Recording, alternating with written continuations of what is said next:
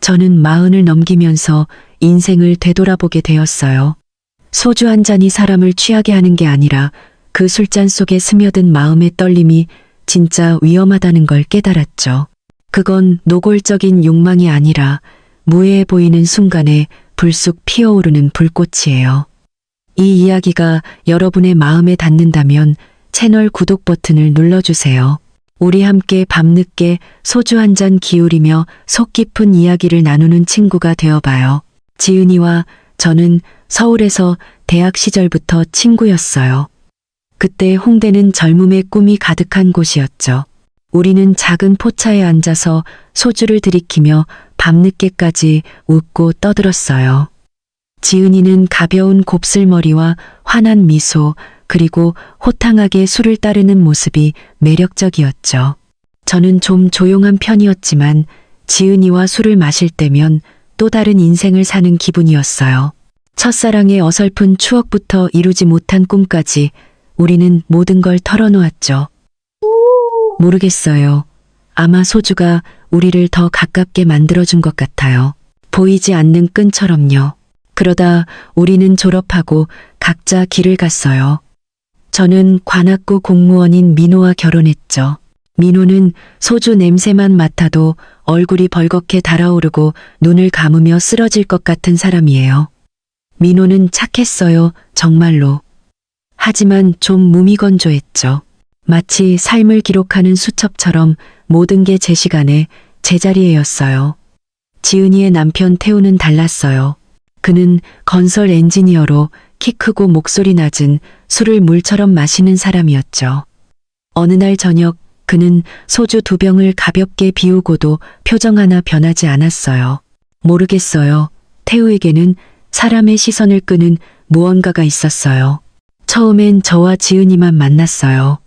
강남의 불빛 밝은 식당에서 한 달에 2~3번씩 고기 굽는 냄새와 소주의 향이 섞인 곳에서 우리는 인생을 이야기했죠.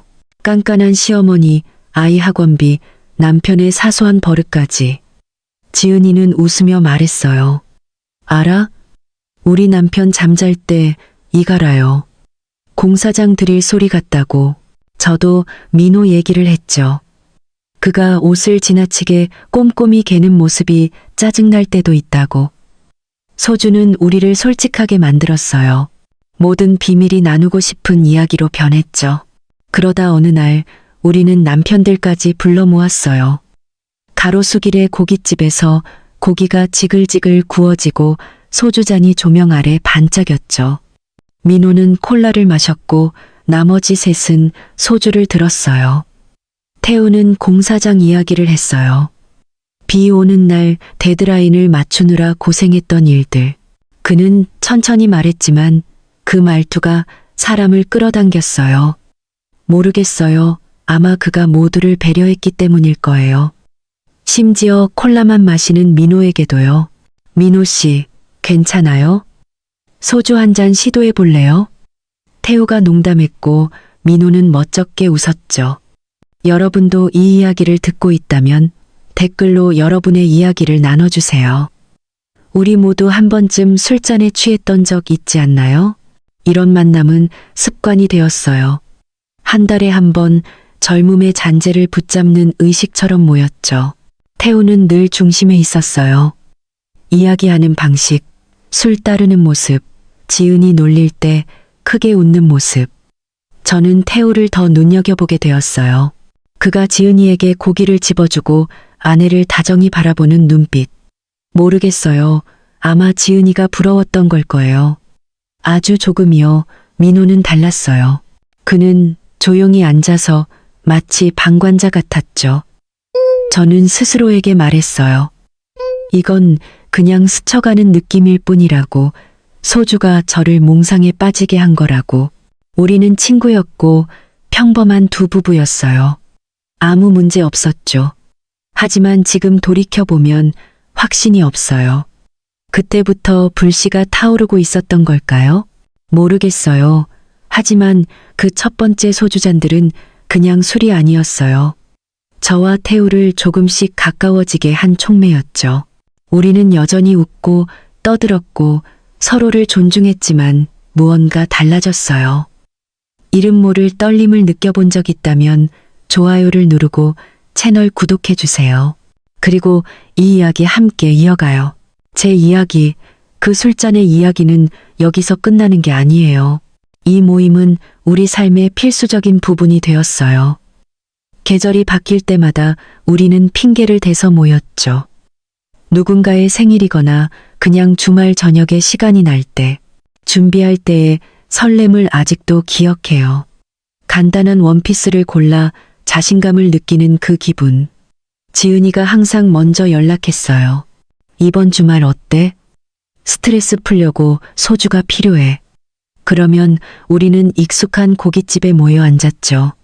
고기 지글지글 구워지는 냄새와 술 향기가 섞인 그곳에서 태우는 항상 분위기를 띄워줬어요. 공사장 이야기를 하면서 비바람 치는 날 데드라인을 맞추느라 고생했던 일들. 낮은 목소리가 웃음소리 사이로 울려 퍼졌죠. 오늘은 바람 때문에 비계에서 떨어질 뻔했어. 그는 크게 웃으며 모두에게 소주를 따라줬어요. 모르겠어요. 하지만 그가 나에게 술을 따를 때 손이 잔에 살짝 스치면 이상한 따뜻함을 느꼈어요. 민호는 옆에 앉아서 따라 웃었지만 가장 조용했죠. 콜라 잔만 들고 고개만 끄덕였어요. 지은이는 태우를 놀렸어요. 계속 이야기해도 안 질려? 하지만 나 좋아해. 우리는 크게 웃었고 소주잔이 계속 올라갔어요. 점점 그 모임을 좋아하게 되었어요. 술 때문만이 아니라 그 편안함 때문이었죠. 태우는 이야기를 할 뿐만 아니라 모두를 배려했어요. 민호가 지루한 서류 작업 이야기를 할 때 태우는 귀 기울여 들으며 물었어요. 민호 씨, 공무원은 안정적일 텐데? 나처럼 비바람 맞는 거랑 다르지. 민호가 웃었고 처음으로 그가 마음을 열어 보이는 걸 봤어요. 모르겠어요. 하지만 태우를 보니 좋은 남자라고 생각했어요. 지은이는 정말 운이 좋았죠. 모임은 점점 길어졌어요. 한두 시간에서 서너 시간, 심지어 밤늦게까지. 고깃집에서 작은 포차로 옮겼죠. 불빛 희미하고 볼레로 음악이 흐르는 곳. 태우가 제안하곤 했어요. 장소 바꿔볼까? 여기 소주 맛있어. 우리는 따랐어요. 그곳에서 이야기는 더 깊어졌어요. 지은이는 엄마로서의 압박을, 나는 민호의 월급이 빠듯한 걸 털어놓았죠. 태우가 위로했어요. 인생 누군들 힘들지. 중요한 건 친구가 곁에 있다는 거야. 그의 말이 따뜻했고 나를 볼 때 시선의 떨림을 느꼈어요. 모르겠어요. 아마 취기 때문일 거예요. 어느 저녁 우리가 웃고 떠들 때 태우가 갑자기 물었어요. 결혼 생활은 어때? 지루할 때 없어? 갑작스러운 질문이었지만 희미한 불빛 아래 솔직히 대답했어요. 있지. 민호는 착하지만 로맨틱함이 부족해. 지은이가 웃었어요. 우리 남편은 로맨틱 넘쳐. 태우는 웃기만 했지만 그의 시선이 나에게 오래 머물렀어요. 모르겠어요. 그 순간 심장이 빨리 뛰었어요. 민호는 알아채지 못했죠. 여전히 콜라잔을 들고 앉아 있었어요. 모임은 계속되었고 나는 점점 기대하게 되었어요. 지은이 때문만이 아니라 태우 때문이었죠. 그의 웃음, 술 따르는 모습, 듣는 태도, 스스로 말했어요. 이건 그냥 우정이라고. 우리는 모두 가정이 있으니까. 우리는 행복했어요. 30 중반의 젊음이 남아 있었죠. 하지만 지금 돌이켜보면 경계가 희미해지고 있었어요. 소주는 모든 걸 쉽게 만들지만 있어서는 안 될 감정을 불러일으키죠. 모르겠어요. 하지만 무언가 조용히 변하고 있었어요. 모든 게 변한 건 지은이가 갑자기 아프면서부터예요. 처음엔 술 마신 다음 날 투덜거리는 정도였죠. 배가 너무 아파. 소주 때문인가 봐. 저는 웃으며 일시적인 취기라고 생각했어요. 하지만 병원에 가서 위궤양 진단을 받았어요. 최소 몇 달은 술을 완전히 끊어야 해. 지은이가 전화로 말했어요. 목소리가 슬펐죠. 모르겠어요. 하지만 그 말을 듣고 마음이 텅 비는 기분이었어요. 소주는 20살 때부터 우리를 묶어준 끈이었는데 이제 끊어야 하니 추억의 일부를 잃는 것 같았어요. 지은이는 정말 슬퍼했어요. 술 없으면 친구 잃은 기분이야. 하지만 건강이 우선이니 우리는 모임을 계속하려 했어요. 이제 지은이는 콜라나 셀처를 마시고 태우는 아내를 배려해 술을 줄였어요. 민호는 여전했죠. 저 혼자 소주를 들었고 외로운 기분이었어요. 분위기는 예전 같지 않았어요. 지은이는 우리가 마시는 걸 보며 눈을 반짝였어요. 너무 마시고 싶어. 하지만 참아야지. 저는 위로했어요. 곧 나을 거야. 다시 함께 마시자. 모임은 계속됐지만 덜 잦아졌어요. 민호가 갑작스러운 야근을 하고 지은이는 피곤해서 집에 머물렀죠. 어느 저녁 태우와 나만 남았어요. 만나자. 아깝잖아. 태우가 메시지로 보냈어요. 동의했어요. 그냥 친구 남편 만나서 술 한잔 하는 거라고 생각했죠. 홍대 근처 포차에 앉았어요. 무더운 여름, 태우는 셔츠 소매를 걷었고 저는 얇은 원피스를 입었어요. 소주와 순대를 시키고 지은이 이야기부터 했어요. 아내가 많이 걱정해 병이 심해질까봐. 태우가 말했어요. 눈에 근심이 가득했죠. 저는 고개를 끄덕였어요. 지은이는 강해. 괜찮을 거야. 이야기는 점점 깊어졌어요. 태우는 일 얘기를 했어요. 상사의 압박, 집 마련 걱정. 현장이 힘들지만 가족 때문에 버텨야지. 저는 들으며 그의 강함을 느꼈어요. 모르겠어요. 하지만 그런 태우를 보니 지은이가 행운아라고 생각했어요. 그러다 제 이야기를 했어요. 민호는 안정적이지만 월급이 적어 항상 빠듯해. 태우가 고개를 끄덕였어요. 누구나 고충이 있지. 그가 소주를 따라줄 때 손이 스쳤고 전류가 흐르는 기분이었어요. 희미한 불빛 아래 그의 얼굴이 더 남자다워 보였어요. 소주 두 번째 병을 열었어요. 분위기가 달라졌죠. 더 따뜻해졌어요. 태우가 물었어요. 술 못 마시는 남편과 살면 답답하지 않아? 저는 쓴웃음을 지었어요. 그럼 깊은 대화가 부족해. 그는 공감했어요. 술이 마음을 열어주니까. 모르겠어요. 하지만 그의 말이 제 가슴을 울렸어요. 민호와는 그런 적 없었죠. 태우가 어깨에 손을 올리며 위로했어요. 너 강하잖아. 그 추감이 부드러웠고 떨림을 줬어요. 그날 밤 집에 돌아와 잠 못 이루었어요. 오늘은 그냥 술 때문이 아니라는 걸 알았죠. 그 후로 만남은 산발적이었지만 매번 변화를 느꼈어요. 태우는 여전히 지은이의 남편, 저는 민호의 아내였지만 무언가 스며들었어요.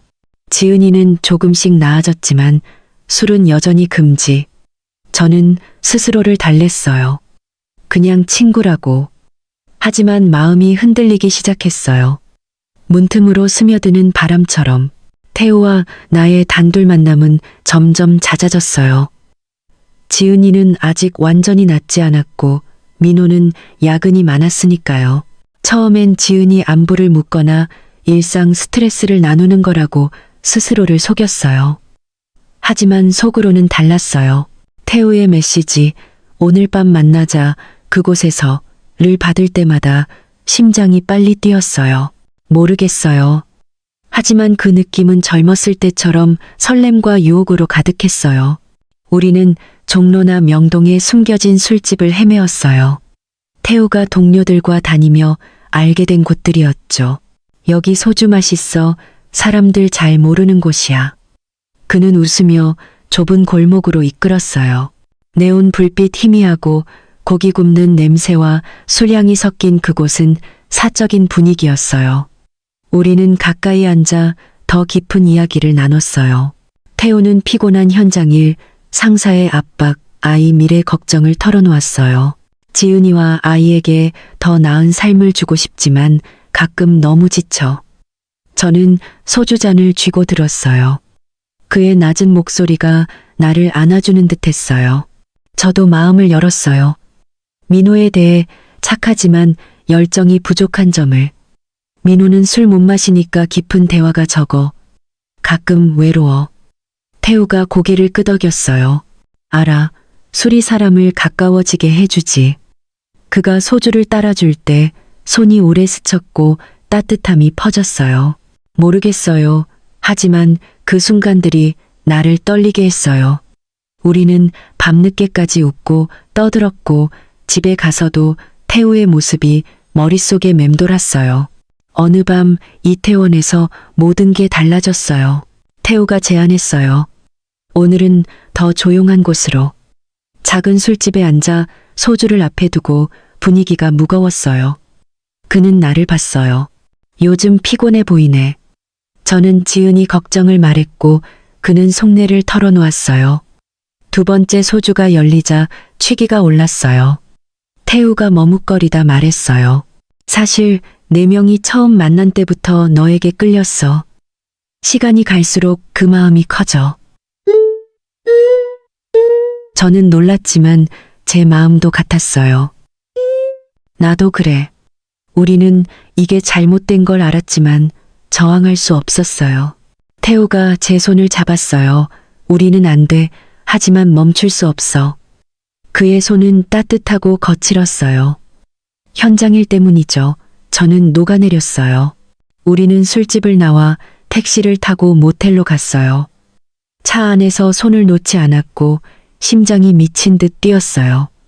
방에 들어서자 태우가 나를 세게 안았어요. 첫 키스는 강렬했어요. 민호와는 전혀 달랐죠.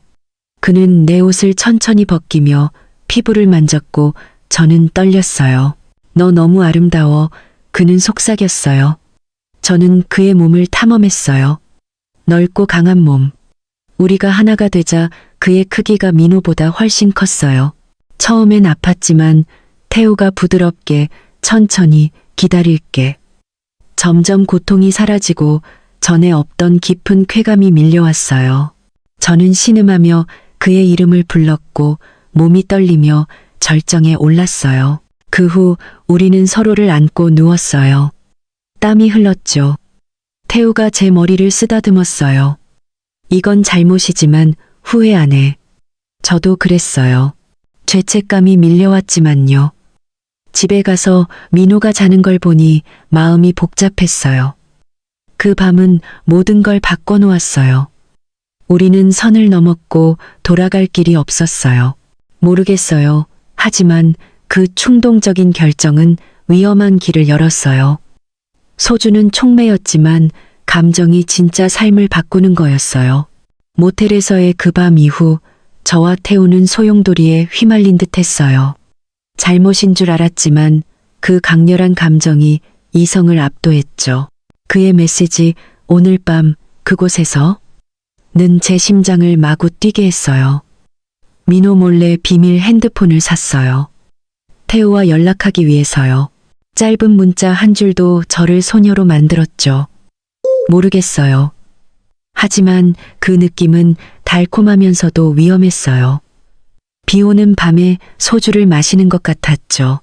우리는 매주 만났어요. 더 이상 익숙한 포차뿐이 아니었죠. 태우는 사람들이 잘 모르는 곳으로 데려갔어요. 강남의 작은 모텔, 홍대의 은밀한 호텔, 심지어 용산 근처 비즈니스 호텔까지. 그곳들은 우리만의 세계였어요. 저는 민호의 아내도 태우는 지은이의 남편도 아니었죠. 그냥 서로에게 빠진 두 사람이었어요. 태우가 저를 키스했어요. 그의 입술은 따뜻하고 강렬했죠. 그는 제 몸을 탐험했고 그 손길은 노래 같았어요. 저는 그의 어깨를 끌어안으며 힘든 일을 견딘 그의 힘을 느꼈어요. 넌 내 전부야. 그가 속삭였고 저는 녹아내렸어요. 그 사랑은 육체적인 것만이 아니었어요. 민호와는 전혀 다른 깊은 연결을 느꼈죠. 처음엔 태우의 강함, 그 크기가 저를 당황하게 했어요. 하지만 그는 부드러웠어요. 너 아프게 하고 싶지 않아. 그의 눈은 걱정으로 가득했죠. 점차 익숙해졌고 그건 중독이 되었어요. 우리가 하나가 될 때마다 몸이 떨렸고 강렬한 쾌감 속에서 그의 이름을 불렀어요. 모르겠어요. 하지만 그 순간들은 죄책감을 잊게 했어요. 온전함만 남았죠. 우리는 함께할 미래를 꿈꾸기 시작했어요. 강남 모텔에서 사랑을 나눈 후 태우가 저를 안으며 물었어요. 이혼하고 나와 같이 살 용기 있겠어? 저는 망설이다 고개를 끄덕였어요. 해보고 싶어. 그 생각은 미쳤지만 심장을 뛰게 했어요. 태우와 자유롭게 사랑하며 숨기지 않는 삶을 상상했죠. 하지만 죄책감이 현실로 끌어당겼어요. 지은이를 만났을 때 그녀가 고마워했어요.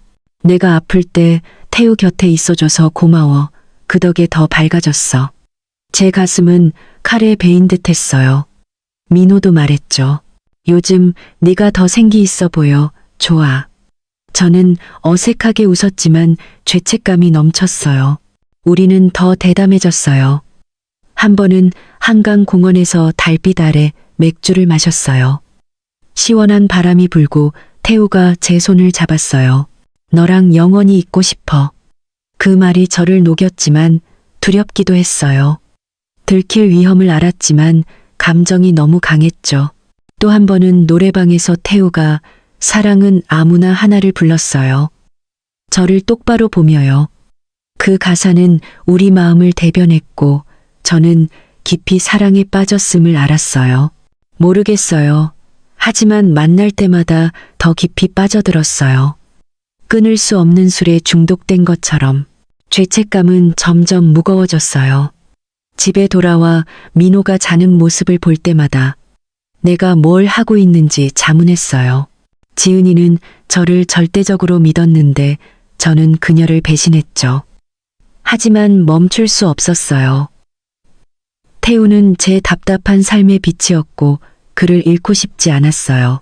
모르겠어요. 하지만 저는 이미 빠져나올 수 없는 길에 들어섰어요. 사랑과 죄책감이 얽힌 길. 태우와 나의 비밀스러운 관계는 불타는 불꽃 같았지만 우리 삶에 균열을 남기기 시작했어요. 저는 두 세계에서 살았죠. 한쪽은 태우와의 강렬한 열정, 다른 한쪽은 민호와 지은이를 마주할 때의 죄책감. 지은이를 만날 때마다 그녀의 순진한 미소는 칼날처럼 제 가슴을 찔렀어요. 넌 정말 좋은 친구야. 그녀가 내 손을 잡으며 말했죠. 진실을 모른 채요. 모르겠어요. 하지만 그녀의 말이 저를 울고 싶게 했어요. 그러던 어느 날 지은이가 전화했어요. 좋은 소식, 둘째를 가졌어.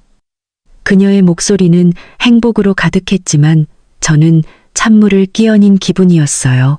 전화로 축하했지만 마음은 혼란스러웠죠. 이 아이는 모든 걸 더 복잡하게 만들었어요. 홍대의 작은 모텔에서 태우를 만났을 때 그는 걱정에 잠겨 있었어요. 어떻게 해야 할지 모르겠어. 그의 눈은 무거웠죠.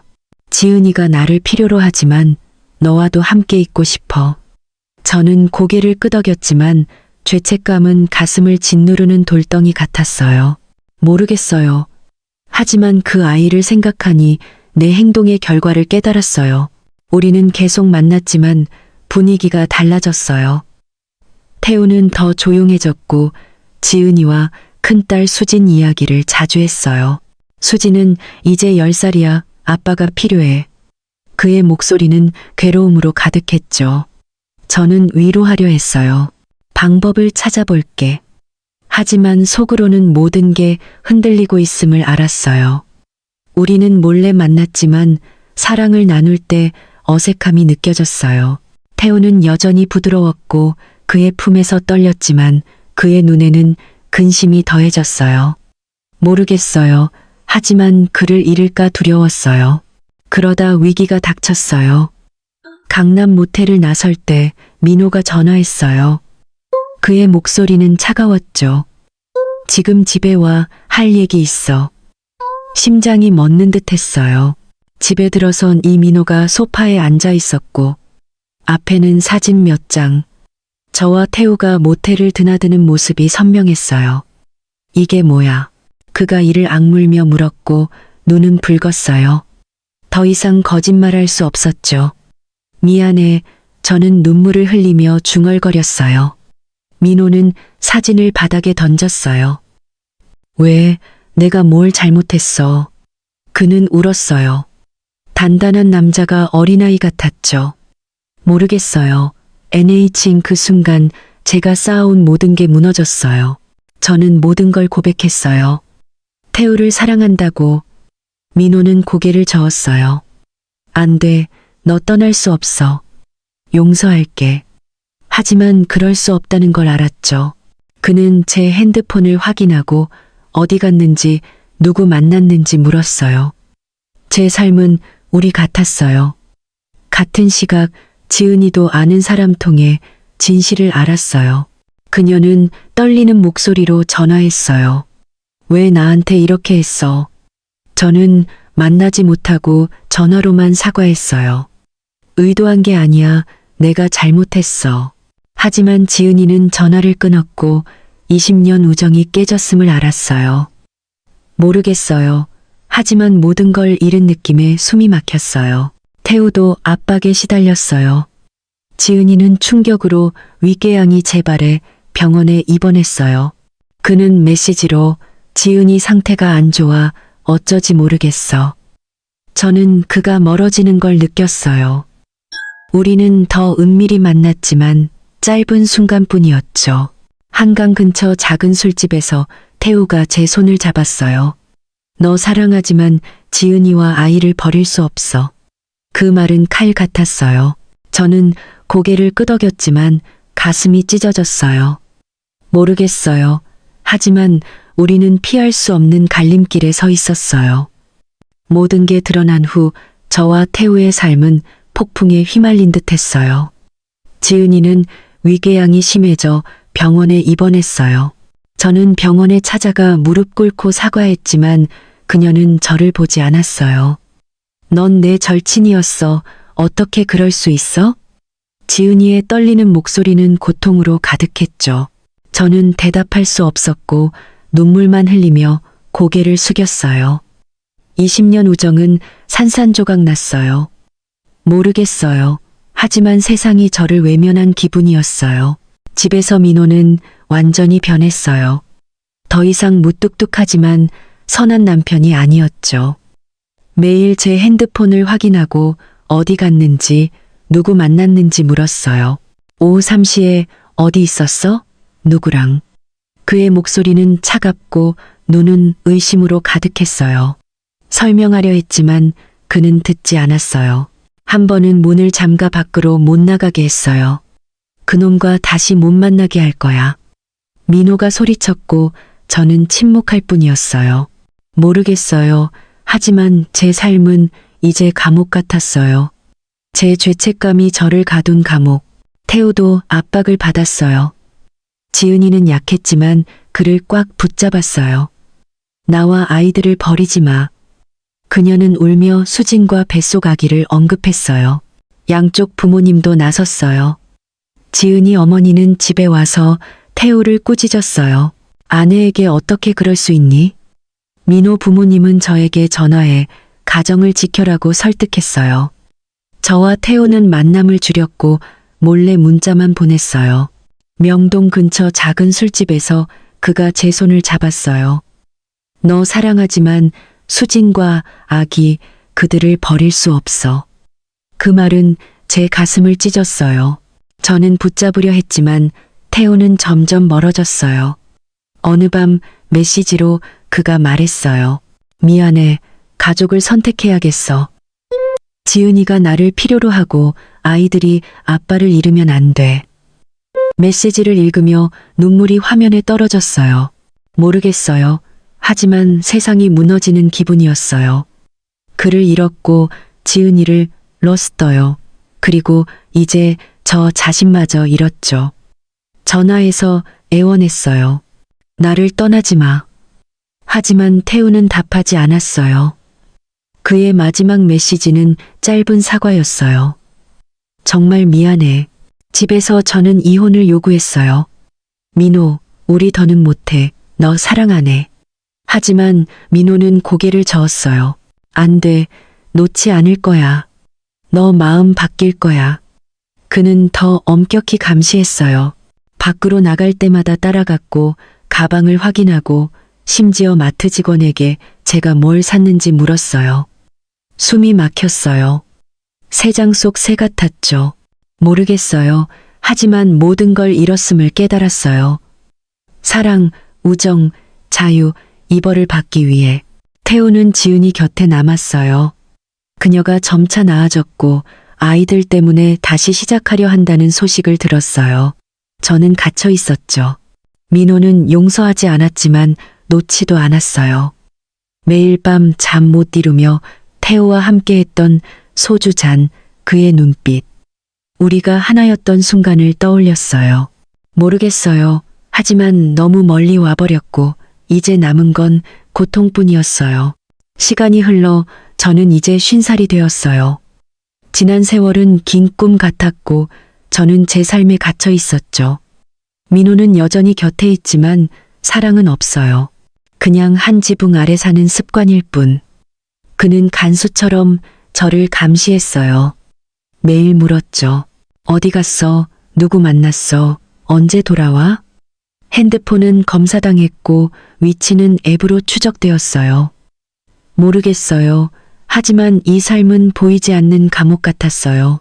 내 잘못의 대가를 치르는 곳.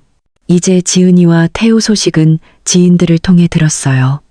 그들은 풍파를 이겨내고 평범한 중년 부부가 되었죠. 지은이는 둘째를 무사히 낳았고 수지는 이제 대학생이 되어 젊은 시절 엄마처럼 빛났어요. 태우는 건설 회사에서 관리자로 승진했고 머리가 희끗했지만 여전히 강인해 보였어요. 한 번은 강남에서 우연히 마주쳤어요. 지은이는 차가운 눈빛으로 가볍게 고개만 끄덕였어요. 태우는 시선을 피하며 고개를 숙였죠. 모르겠어요. 하지만 그 순간 그들이 옳은 선택을 했음을 깨달았어요. 가족과 평온을 지킨 거죠. 그들을 보며 예전 소주잔을 떠올렸어요. 태우와 모텔에서 보낸 밤들, 그가 저를 안으며 속삭였던 넌 내 전부야. 그 기억은 생생하지만 이제는 아픈 추억일 뿐 후회했어요. 태우를 사랑한 게 아니라 멈추지 못할 만큼 현명하지 못했던 거요. 그 사랑은 아름다웠지만 모든 걸 파괴했어요. 지은이와의 우정, 민호와의 결혼, 그리고 제 자유. 모르겠어요. 하지만 태우를 생각할 때마다 가슴이 시리고 술처럼 쓰라렸어요. 제 삶은 이제 반복되는 나날이에요. 민호는 점점 병적으로 질투했어요. 문자, 통화, 심지어 마트 간 시간까지 확인했죠. 30분만 늦지 마. 그는 차갑게 말했어요. 이혼을 요구했지만 민호는 거부했어요. 넌 내 아내야. 영원히 갇힌 새 같았어요. 날개가 부러진 새요. 민호가 잠든 밤 부엌에 숨겨둔 소주를 꺼내 창가에 앉아 한 모금씩 마셨어요. 술은 썼지만 몇 분간 자유를 주었죠. 태우를 떠올리며 내 심장으로 살았던 날들을 기억했어요. 저는 자주 생각해요. 그날 태우와 모텔에 가지 않았다면 달라졌을까? 지은이와 여전히 친구였을까? 민호는 아직 선한 남편이었을까? 모르겠어요. 하지만 너무 큰 대가를 치렀어요. 사랑은 불꽃, 아름답지만 모든 걸 태울 수 있죠. 듣고 있는 분들, 사랑하는 분들에게 말하고 싶어요. 사랑하되 현명하게, 감정에 휘둘려 길 잃은 길로 들어서지 마세요. 한 잔의 술이 당신의 인생을 정의하게 두지 마세요. 저는 살아가지만 그냥 존재할 뿐이에요. 매일 밤 창밖을 보며 소주잔을 들고 옛날을 생각해요. 술 향기는 태우의 눈빛, 그의 낮은 목소리를 떠올리게 했어요. 그 기억은 이제 고통이지만 내가 진짜로 살았던 증거이기도 해요. 모르겠어요. 하지만 그게 제가 간직한 유일한 것. 잃어버린 사랑의 기억.